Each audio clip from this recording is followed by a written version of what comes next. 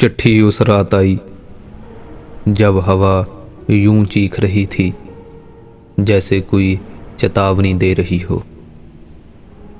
उस पर ना कोई टिकट था ना पता, बस मेरा नाम मोटे काले अक्षरों में लिखा हुआ था। मैंने उसे अपने अपार्टमेंट के दरवाजे के नीचे से खिसकता हुआ देखा था। कागज ठंडा था, मानो बर्फ में रखा गया हो।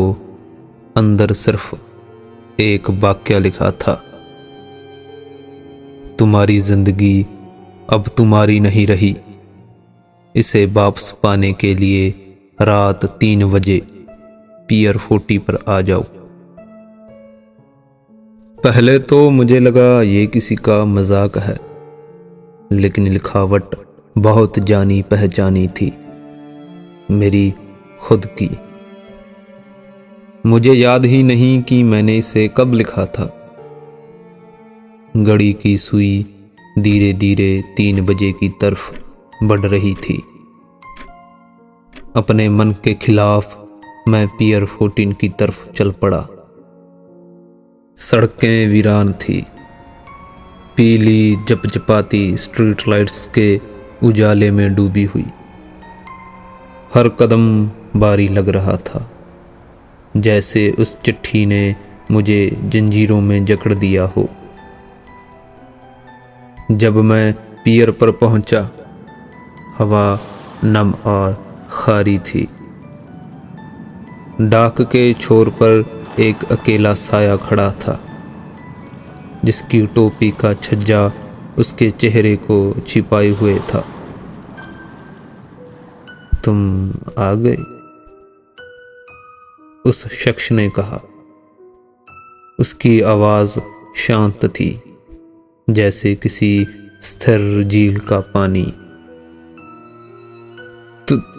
तुम कौन हो? मैंने पूछा। मेरी सांसें ठंड में भाप बनकर बाहर निकल रही थी।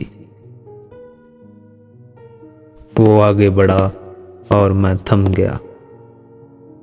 ये कोई अजनबी नहीं था, ये मैं ही था।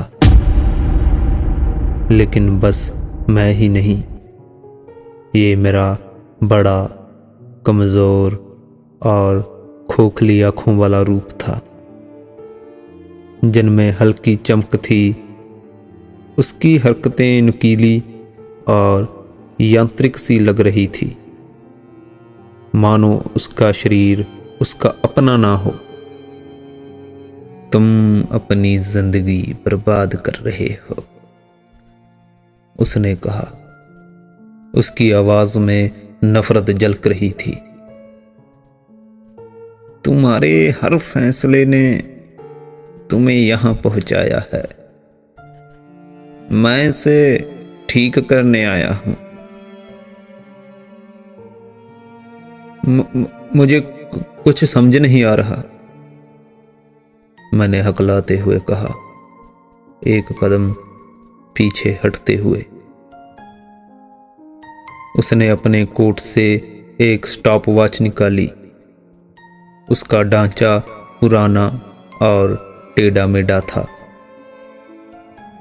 ये तुम्हारा समय है, उसने कहा। हर सेकंड जो तुमने बर्बाद किया, हर पल जो तुम्हारे हाथ से फिसल गया, इसे मुझे दे दो, वरना। उसकी बात अधूरी रह गई और उसने पानी की ओर इशारा किया। सतह के नीचे हल्की सी रोशनी झिलमिला रही थी।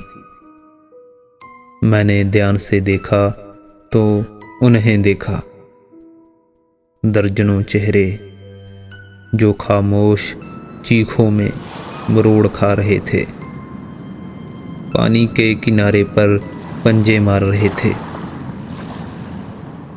अगर तुमने इनकार किया, उसने कहा, तो तुम भी इन्हीं में शामिल हो जाओगे, समय की लहरों में खो जाओगे, भुला दिए जाओगे, मिटा दिए जाओगे। मेरा दिल जोर जोर से धड़कने लगा। तुम मुझसे चाहते क्या हो? तुम्हारे फैसले, उसने फुसफुसाते हुए कहा। तुम्हारे पछतावे, हर गलत मोड़, हर छूटा हुआ मौका मुझे दे दो और मैं तुम्हें एक साफ शुरुआत दूंगा, एक जिंदगी जो जीने लायक हो। स्टॉप वॉच मेरे सामने झूल रही थी। उसकी टिक टिक तेज हो रही थी, लहरों की आवाज को दबाते हुए। मैं इनकार करना चाहता था, लेकिन पानी में जो चेहरे थे वो अजनबी नहीं थे, वो मेरे ही थे। वो रूप जो अपनी असफलताओं से कभी बाहर नहीं निकल पाए और अब एक अंतहीन चक्र में फंसे हुए थे। अगर मैं सौदा कर लूं तो तुम्हारा क्या होगा? मैंने पूछा। वो मुस्कुराया, एक ऐसी मुस्कान जिसने मेरी रीढ़ में सिहरन दौड़ा दी।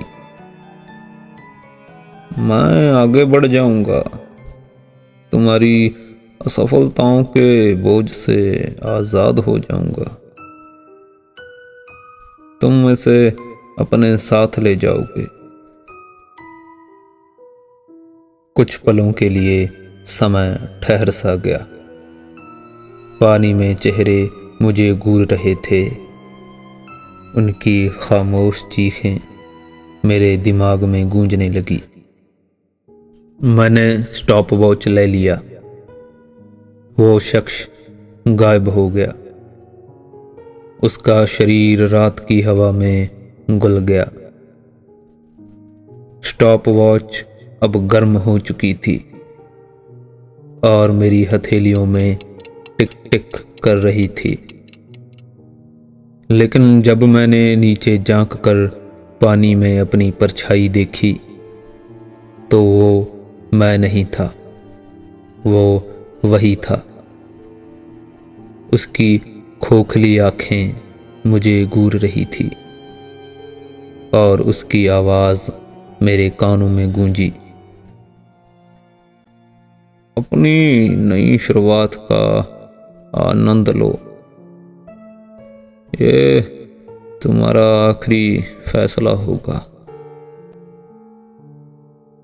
मेरे पीछे हवा गूंज उठी और तभी मुझे एहसास हुआ वो स्टॉप वॉच अब मुझसे अलग नहीं होगी, ना अब ना कभी।